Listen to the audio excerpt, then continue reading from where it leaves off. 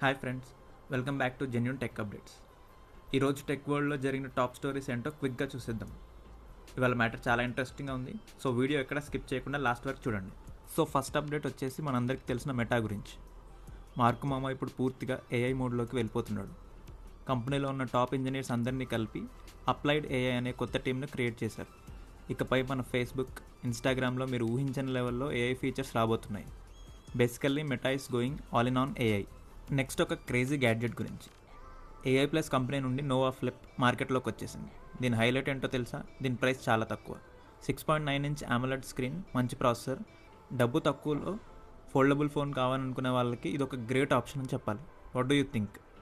ఇది శాంసంగ్కి గట్టి పోటీ ఇస్తుందా? గూగుల్ మ్యాప్స్ వాడుతున్నారా? అయితే మీకు ఒక గుడ్ న్యూస్.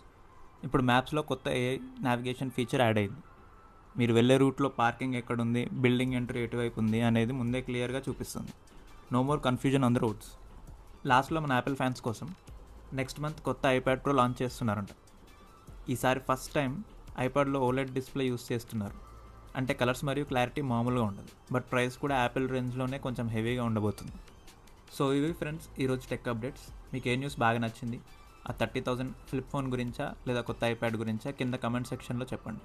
ఈ వీడియో నచ్చితే లైక్ చేయండి, మీ టెక్ ఫ్రెండ్స్కి షేర్ చేయండి, and don't forget to subscribe. See you in the next video. Bye.